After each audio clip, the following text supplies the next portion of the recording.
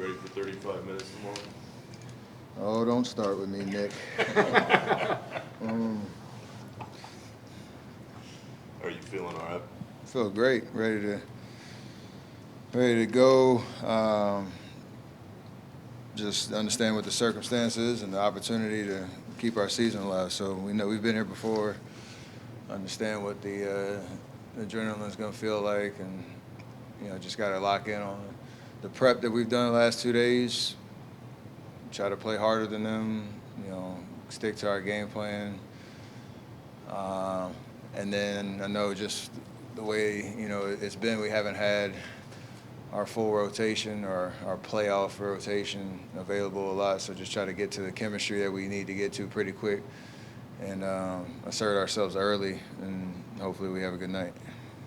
You've talked about wanting to play meaningful basketball. Does this situation right now feel like that type of situation, that meaningful basketball that you've been talking about? Yeah, even though it's a different narrative than what we came into the season, it is, like I said, an opportunity for us to keep our season alive and give ourselves a chance to get into a playoff series. We've had every experience from playing to being a lower seed and winning, home court advantage, number one seed, like everything. We've pretty much experienced it all. So you'll tap into whatever you need to get ready for tomorrow. What's the genesis of that phrase, meaningful basketball? Is that something you heard from someone else? And I mean, first time I've ever heard someone say it often is you. I ain't gonna trademark it, but it's nothing, well, just like proprietary. No, it's just I think it was a concept just of how I wanted to frame or how we would end this run that we've been on. It's hard to keep this thing together. We all know that. What we've done over the last decade plus has been, very special, unique. Been at the, top of the mountain, had to fall down, climb back up. And meaningful basketball is just a way for us to, with the core, me, Draymond, Steve, when Clay was here, it was just an idea of trying to keep it together and still be competitive and still try to chase championships with the framework of what we've built, knowing that the regular seasons are always kind of an emotional roller coaster, but you're building towards the meaningful games that matter, and this is where we're at. And given that you guys have been locked into the 10 seed for a while, does this feel like your first meaningful game since Game 1 in Minnesota? I mean, it's hard, I imagine, to label a November game as meaningful in December. Nah, those are meaningful too, for sure. I'm going to go at the regular season don't matter narrative, because we as players, it really, right. Like when you're out there playing, it still feels, even though there might not be the do or die stakes, like your life is on the line every night when you go out there. But when you say meaningful basketball, you're mostly referring to, I assume, playoffs. I think the frame is the build up to, right. And then obviously now it is, right. Playoff. Situation. But I think meaningful can mean also what you're building to throughout the regular season of habits, details, and identity. And we didn't really have that opportunity this year because of injuries and all of that. So, now we're in a sprint to put it all together for tomorrow. With that, you and Gary will always have that strong connection, but what have you observed on what's gone into his growth this season with availability and just his overall production? You'd have to ask him what he's done behind closed doors to get his body right, take care of himself, put the work in. But when he's out there, what he provides. He plays way bigger than his stature. He makes winning plays all over the court. He's a matchup kind of nightmare because you don't know what position he is. He kind of can fill a lot of different roles for you, and he is a champion for a reason because he's been in the biggest games and has shown what he's capable of. So I'm just happy that he's had a great run this year where he's been able to string a healthy season together, and we're better for it when he's out there. What's the difference between prepping for a Game 7 versus preparing for a play-in game?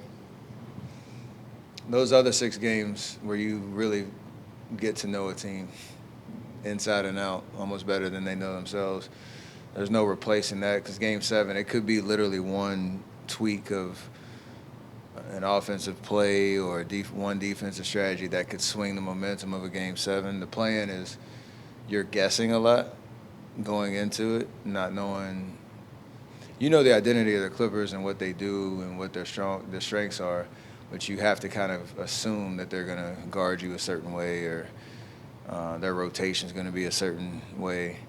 In a playoff series, you feel that out game after game after game, and you basically have the book on them before a Game 7. So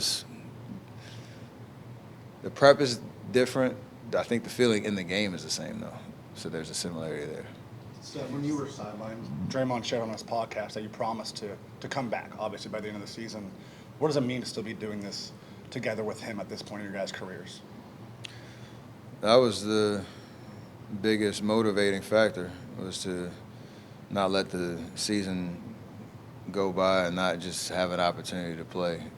Because when I got hurt initially, I didn't think I was going to be out that long, and then it dragged on and dragged on. And I kept telling him, I felt bad for him because I couldn't do anything to help him.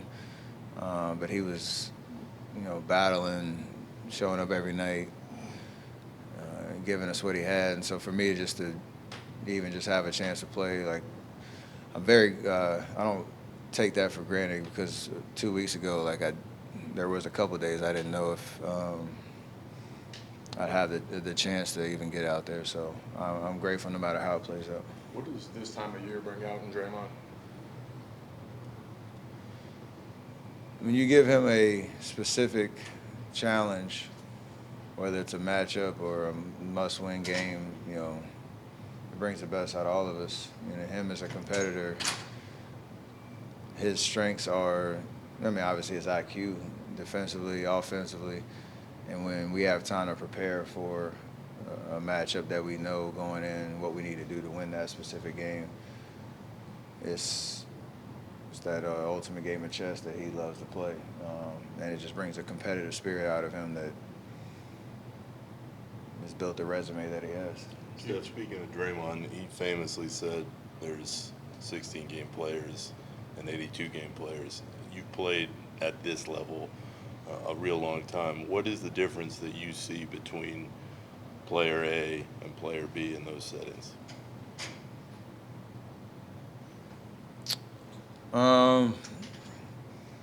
Your success frames that because you don't know who you are until you go through those reps. So it's really just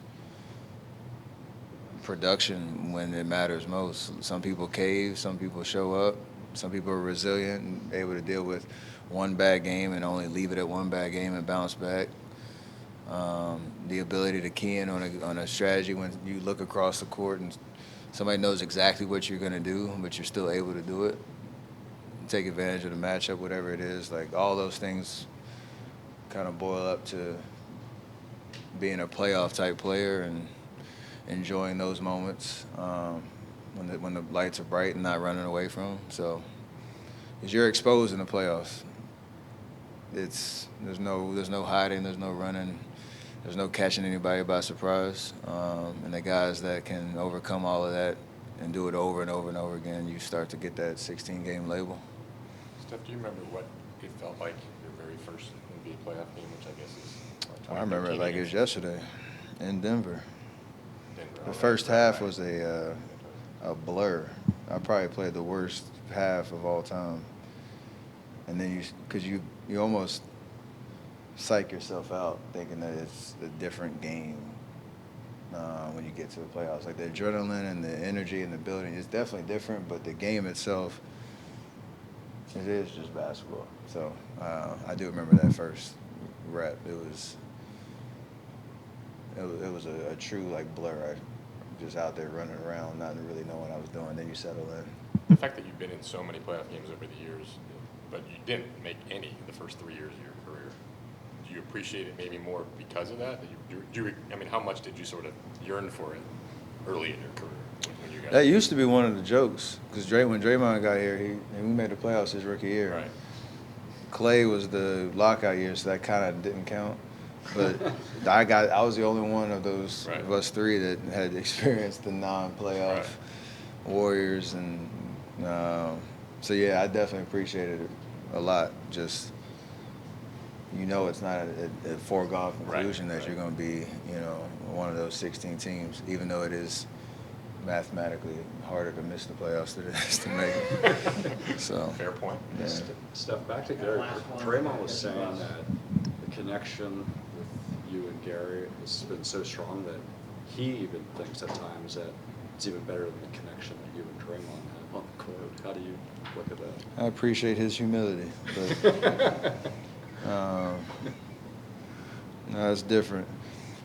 There's moments in the Houston game when I came back that first game, and that lineup that closed the game, even though we didn't win, there was just a rhythm and a flow to it. And me, G, and Draymond were all like in unison, and it was hilarious. There were plays that we hadn't even discussed, talked about, ran through, whatever, in months.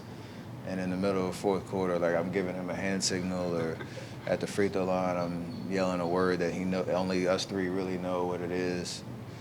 And we executed it just because we've earned it based on the reps that we've gone through. So I appreciate Draymond's humility, but I got great connections with both of them.